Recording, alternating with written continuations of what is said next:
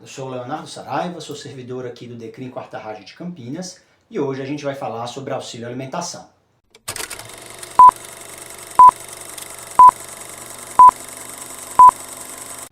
Durante as atividades de greve, agora em maio, eu passei por muitos cartórios aqui na cidade judiciária em Campinas e conversei com diversos colegas. Uma das dúvidas mais comuns que surgiram nas conversas foi: Leonardo, por que a gente não recebe auxílio alimentação durante as férias? Por que a gente não recebe durante o recesso? Ou até mesmo naqueles dias em que tem feriado emendado e a gente paga esses dias, a gente compensa essas horas e não recebe auxílio alimentação? Por que é desse jeito? Bom, a razão de por que é assim é porque no regimento interno dos servidores do Tribunal de Justiça tem o seguinte texto: será concedido auxílio alimentação a todos os servidores do quadro do Tribunal de Justiça em valor fixado pela Presidência do Tribunal de Justiça, independentemente da retribuição global percebida. Parágrafo único. O benefício será devido somente nos dias efetivamente trabalhados no Tribunal de Justiça. Então pronto, é essa a razão, porque está lá no nosso regimento interno. Cabe a gente perceber que essa redação é de 1995 e até hoje não teve nenhuma alteração nesse texto. Isso fez com que essa circunstância do auxílio fosse naturalizada pelos colegas escreventes. Então a gente olha isso e fala: tá bom, sempre foi assim, sempre vai ser. Mas será que isso é verdade? Como que é nos outros tribunais do Brasil? Será que dá pra gente mudar essa realidade? No TJ Paraná, por exemplo, o auxílio alimentação é um pouquinho diferente lá.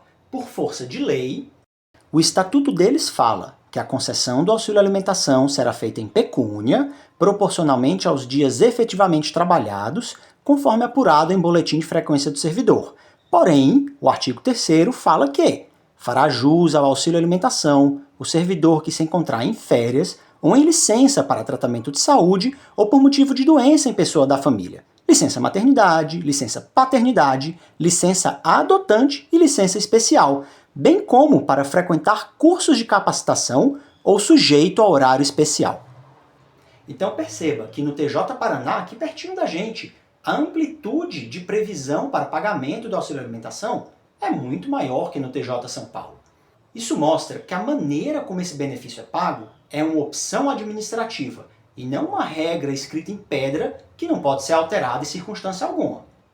E para a gente ver como essas opções administrativas passam pelo campo da política, vamos dar uma olhada lá no TJ Pernambuco, no auxílio alimentação dos magistrados. Sim, não dos servidores, dos magistrados. De 2011 a 2017, havia uma restrição semelhante à nossa, do Tribunal de Justiça aqui de São Paulo. Porém, em 2017, houve a publicação da Resolução 393, que passou a autorizar o pagamento também durante as férias e licenças. Vamos ver o texto legal aqui. Parágrafo 2º. O auxílio alimentação igualmente será devido ao magistrado nas ausências consideradas por força de lei como efetivo exercício, exceto naquelas não remuneradas. Ou seja, férias é considerado efetivo exercício, ele recebe o auxílio alimentação. Gente, isso mostra que as regras que regem os nossos estatutos, os nossos vencimentos, podem ser revistas a qualquer tempo. Basta que haja mobilização, proposta e negociação. Lá, os magistrados são defendidos pela Associação dos Magistrados Pernambucanos, a AMEP, que fez uma pressão enorme para que esse artigo passasse e, não satisfeitos, solicitaram o pagamento retroativo do reconhecimento do direito em 2017 a 2011, que foi quando o benefício foi originalmente instituído.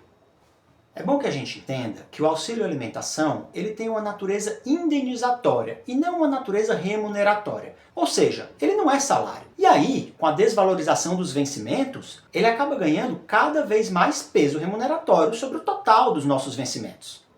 Hoje, se a gente soma o salário base e a gratificação judiciária e compara com o auxílio alimentação, pegando aí um mês de 22 dias, o valor do auxílio alimentação corresponde a 27,74% dos outros vencimentos. Então é óbvio que a gente conta com isso nas despesas do mês. A gente acaba dependendo dele para compor a nossa renda mensal. E aí fica a pergunta, né? Se é um benefício indenizatório, por que ele não é pago durante as férias? A gente para de comer durante as férias? De jeito nenhum. Outros tribunais do Brasil, e eu citei 2 aqui para a gente ter um comparativo e não ficar muito extenso, já corrigiram essa distorção, mas o TJSP, infelizmente, insiste nesse modelo restritivo. E aí, Agora que você entendeu, o que você acha? Essa é uma pauta legítima? A gente deve colocar dentro das outras pautas prioritárias? Como que a gente faz para mudar isso? É hora da gente começar a pensar naquilo que é justo e coerente com a realidade do servidor. E para isso, é só com informação, mobilização e união. E esse caminho traz resultados, gente. Vamos olhar o que aconteceu com o nosso auxílio alimentação este ano, em função das mobilizações, da paralisação e da greve. A portaria que aumentou o nosso auxílio alimentação mais recente é de 14/4, é a portaria 10.585 de 2025. Mas o texto dela já estava pronto antes disso, e o comunicado 35 de 2025 foi publicado em 9/4, ou seja, tem uma diferença de 5 dias entre o comunicado que anuncia o aumento e a portaria que institui. Isso é incomum. E o que aconteceu entre essas duas datas? Uma paralisação. Em 11 de abril de 2025, estava previsto e aconteceu uma paralisação dos servidores do Tribunal de Justiça, inclusive para participação de Assembleia Geral, na qual foi votada a greve que se deflagrou posteriormente em maio. Então, que interpretação que a gente pode dar para esse comunicado? Será que ele saiu 2 dias antes da data prevista para a paralisação, justamente para arrefecer os ânimos do pessoal, para dar uma desmobilizada? Olha, eu acho que sim.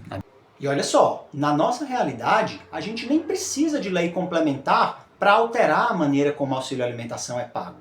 Lembra do nosso regimento interno? É por ato da presidência. O trâmite é mais simples e mais rápido do que lá no TJ Paraná, por exemplo, em que houve a necessidade da promulgação de uma lei. Então a gente já tem uma facilidade adicional aí.